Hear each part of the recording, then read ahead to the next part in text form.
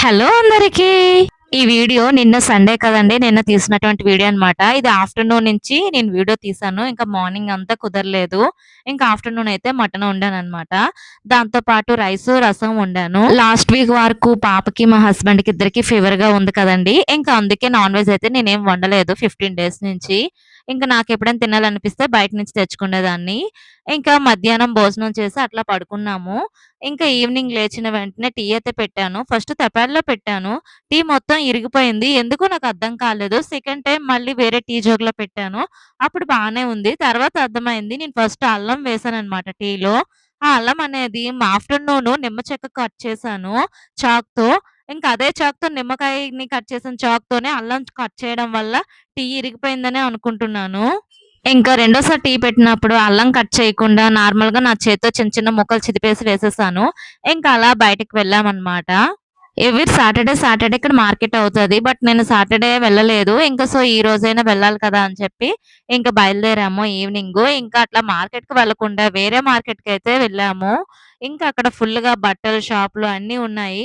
ఇంకా అలా చూసుకుంటూ ఇంకా మేమున్నటువంటి ఏరియాకి దగ్గరలో కేఫ్ ఓపెన్ చేశారనమాట. అది నిన్నే ఓపెనింగు. ఇంకా నైట్‌కి ఫుడ్ అనేది ఫ్రీగా ఇస్తున్నారు. ఇంక అస్సలు ఖాళీ లేదు. ఇంతకీ ఈ కేఫ్ పేరు ఏం పేరంటే రామేశ్వరం అని పెట్టారనమాట. ఇంకా అక్కడికి ఓపెనింగ్ కదా! ఎంత బాగా డెకరేట్ చేశారంటే చాలా బాగా డెకరేట్ చేశారు. మొత్తం ఆ దేవుడికి సంబంధించిందే మొత్తం డెకరేట్ చేశారు. ముందుకేమో ఇట్లా శివుడివి బొమ్మ పెట్టి అట్లాగే దాంతో పాటు ఇంకా అగ్గి, అలాగే చిన్న చిన్న దూడలు కూడా తీసుకొచ్చారు.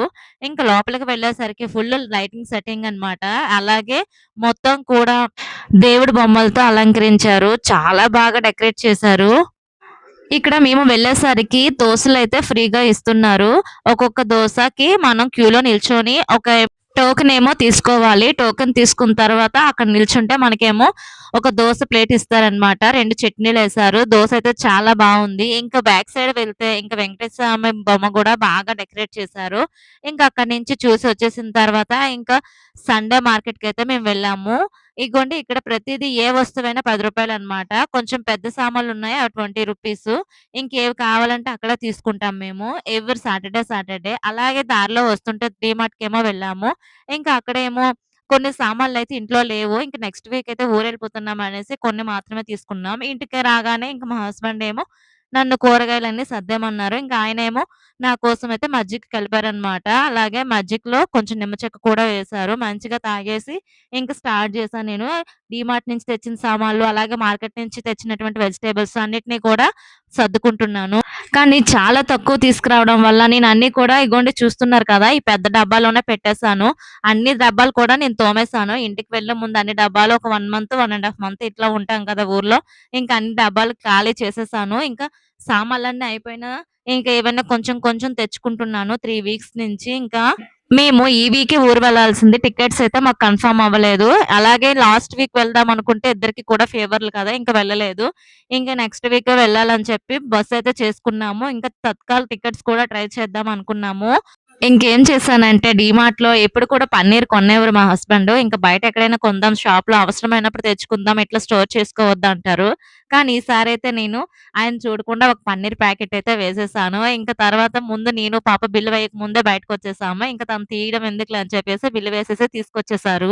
డీమార్ట్‌లోనే నెలకు సరిపడగా సామాన్లు తెచ్చుకుంటాము. ఆవాలు, జీలకర్ర, ధనియాల నుంచి సాల్టు, బెల్లం, పసుపు, కారం అన్నీ కూడా డీమార్ట్‌లోనే తెస్తాము. కాకపోతే ఈసారి ఉన్న ఈ 1 వీక్ కోసం ఎందుకని చెప్పేసి ఇంకా మార్కెట్‌లో రూ. 10 ప్యాకెట్లని చూపించాను కదా! అన్నీ కూడా అక్కడ తీసుకున్నాను. ఆవాలు రూ. 10, జీలకర్ర రూ. 10 అలాగే జీడిపప్పు, కిస్మిస్ అన్నీ కూడా 10 ప్యాకెట్లుంటాయి కదా! 10కి అట్లనే తీసుకున్నాను. వాటితో పాటు టమాటాలు అన్నీ కూడా మార్కెట్‌లో తీసుకున్నాము. ఈరోజు సండే కానీ చాలా ఖాళీగా ఉంది మార్కెటు. మేము కూడా ఎక్కువ వెజిటబుల్స్ అయితే తీసుకోలేదు. ఈ మార్కెట్‌లో ఒక వాట తీసుకుంటే రూ. 20 వెజిటబుల్స్. అదే ఏవైనా 3 రకాల కూరగాయలు మనం తీసుకున్నట్లయితే రూ. 50కే ఇస్తారు. అదే ఒక్కొక్క విడివిడిగా ఒక్కొక్క దగ్గర తీసుకున్నట్లయితే మనకు రూ. 60 అవుతది. అదే గాని ఒకే దగ్గర తీసుకుంటే మనకి రూ. 50కే 3 రకాల కూరగాయలొచ్చేస్తాయి. వాటితో పాటు పుదీనా, కొత్తిమీర, కరివేపాకు తీసుకున్నాను. ప్రతిసారి మా పాప కొత్తిమీరని, కరివేపాకుని బాగా కట్ చేసేసి చిన్న చిన్న డబ్బాల్లో అయితే స్టోర్ చేస్తది. తనకి ఒక గేమ్‌లా ఉంటదనమాట. ఇంక తనేమో బాగా టైర్డ్ అయిపోయింది. ఇప్పుడైతే చేయనమ్మా మార్నింగ్ అయితే కట్ చేద్దాము ఓకేనా అన్నది. సరేలే అని చెప్పేసి నేను వదిలేసి ఇంక అట్లానే పెట్టేసాననమాట. ఇప్పుడు నేను కట్ చేసినా మార్నింగ్ లేచి ఏడుస్తది. "నువ్వెందుకు చేసావమ్మా? నేను చేస్తానని చెప్పాను కదా!" అని అంటదని. ఇంకా ఫ్రిడ్జ్‌లో అన్నీ కూడా పెట్టేస్తున్నాననమాట. వెజిటబుల్స్ తక్కువే తీసుకున్నాను కాబట్టి ఫ్రిడ్జ్‌లో అన్నీ పెట్టేసాను డైరెక్ట్‌గా కవర్స్‌తో.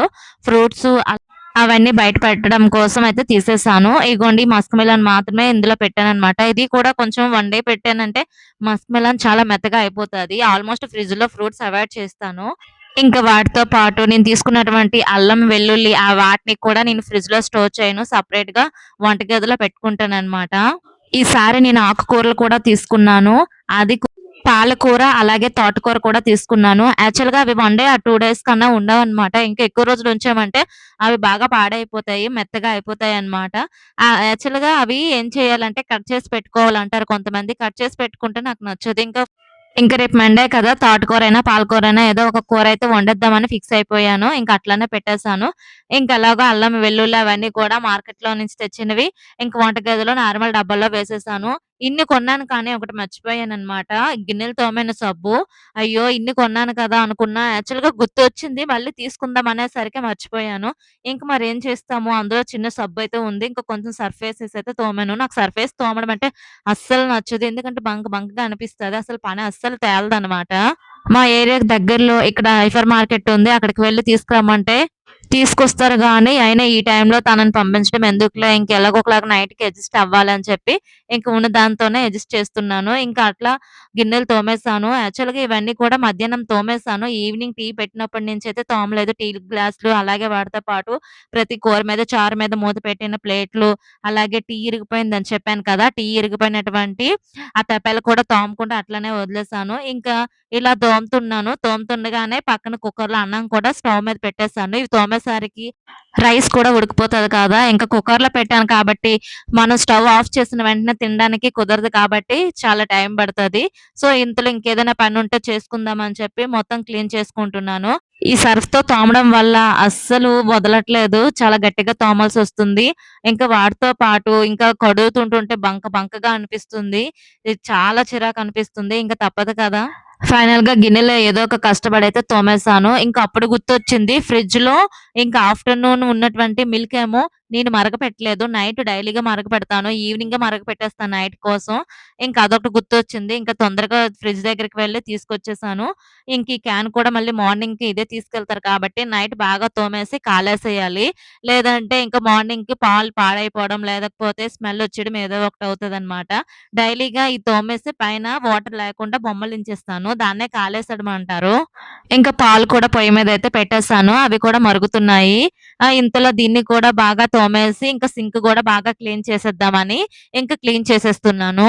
ఎంత బాగా కడిగిన క్యాను ఇంకా లోపల నుంచి నురగొస్తూనే ఉంటుంది. అందుకే చాలా గుల్లించాననమాట. ఎందుకంటే మార్నింగ్‌కి అది బాగా లోపలున్నటువంటి వాటర్ అంతా కారిపోయి ఆరిపోవాలి. ఇంకా కాలేసేసాను. ఇంకా ఒకసారి వీళ్ళిద్దరు ఇంట్లో ఉన్నారు. వీళ్ళిద్దరిని కూడా లేవమని ఫ్యాన్ ఆఫ్ చేసేసాను. ఇంక ఇల్లంతా కూడా ఒకసారి క్లీన్‌గా తుడిచేసాననమాట. ఎందుకంటే తినేసరికి నీట్‌గా ఉండాలి ఇల్లు. మళ్ళీ తిన్న వెంటనే మళ్ళీ తుడాలన్నా కొంచెం చిరాకుగుంటది. ఇంకా పాప ఫోను చూసుకుంటుంది. ఆయన టీవీ చూసుకుంటున్నారు. ఏంటో గాని రోజుకి పాప స్కూలుకెళ్తే 2 టైమ్స్ ఆర్ 3 టైమ్స్ తుడిచేదాన్ని. అలాంటిది ఇంట్లో ఉండేసరికి ఒక లెక్క లేకుండా పోతుంది. ఇంకా అస్తమానం తుడుస్తూనే ఉంటున్నాను. తను ఏదో ఒక చెత్త ఏస్తూనే ఉంటుంది. ఇంకా ఏదో ఒక విధంగా నేను తుడుస్తూనే ఉంటున్నాను.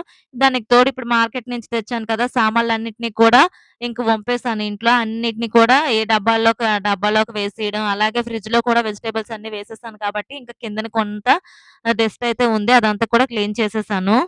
ఇంక నైట్‌కి డిన్నర్ అయితే చేసేసాము. ఇట్లా బయటికి వెళ్లి ఆడుకుందాం రా అమ్మ అన్నది పాప. ఇంక వెళ్ళాను.